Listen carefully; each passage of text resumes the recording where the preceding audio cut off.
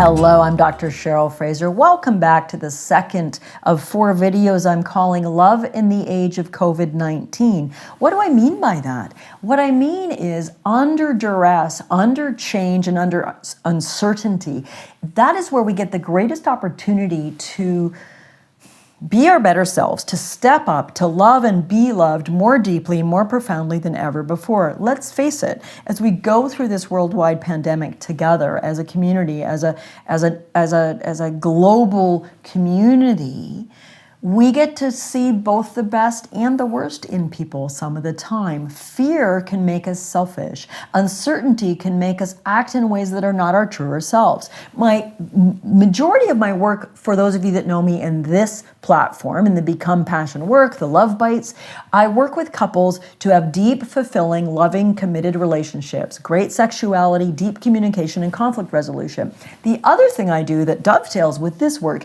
is I'm a Buddhist meditation teacher. And I work a lot with training our minds around uncertainty and learning that the stories in our head aren't always true. So I'm bringing those two together to be of service however I can in this unique series of Love Bytes. Okay, I mentioned in the last video, anxiety occurs when we're in the future or the past. The past, we can get caught in stories of what has happened. We can be in regret, anxiety, and grief over the past. When we lean into the future and worry about what might happen, and yes, some of those things may well occur, but when we're in the future, we're leaning forward, we're off kilter, we're worrying about what might happen. We do this a lot in our relationships.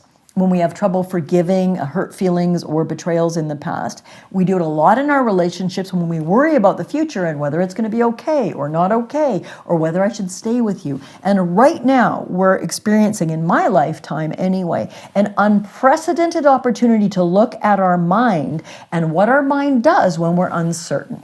Let me make it super simple. Is happiness actually a choice? Now, in the training of meditation and of the Buddhist philosophy, we generally say happiness is a choice. Happiness occurs in the mind. Now, that's a pretty challenging thing because how can we be happy when things are falling apart around us? Let me say this. In this instant that you're hearing my voice, everything's okay. In this instant, unless you're being bitten in half by a shark as you hear my voice, which would be a pretty remarkable use of your iPhone, I guess, to hear that as your last moment, everything in this instant is okay. So when your mind runs into fear or worry about your relationship, your children, about COVID, about life, please take a moment. This may sound too simple to be helpful, but it's super helpful.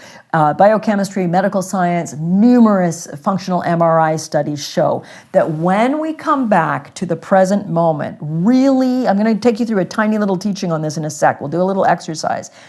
It calms your central nervous system.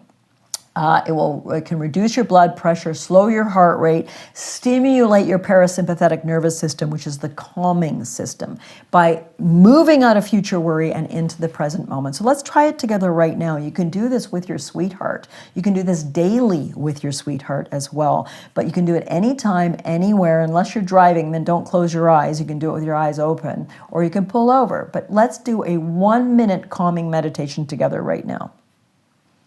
I want you to close your eyes, and I want you to bring your attention to the feeling of your buttocks or your legs or feet, wherever they're touching the floor or your chair. If you're standing, feel the soles of your feet as they're contacting the floor.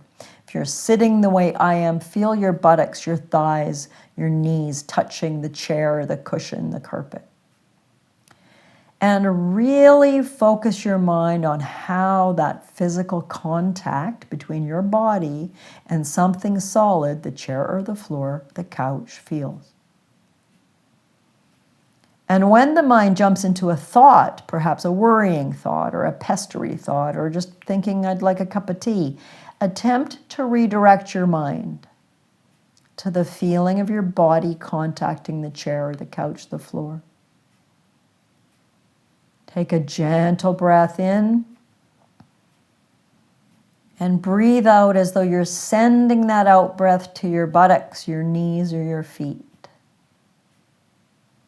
Grounding your experience in this present moment, in this present instant, everything's okay. Everything's okay. And then open your eyes.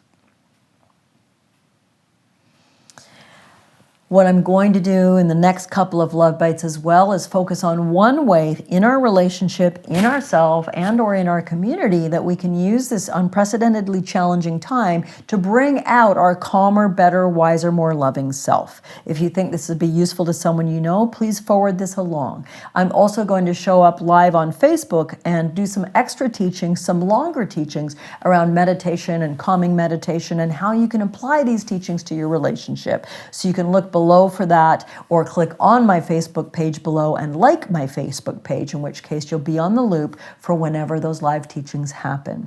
For now, sending warmth and love and compassion to you, your loved ones, and to all beings around the planet until I see you in the next Love Bite video. Bye for now.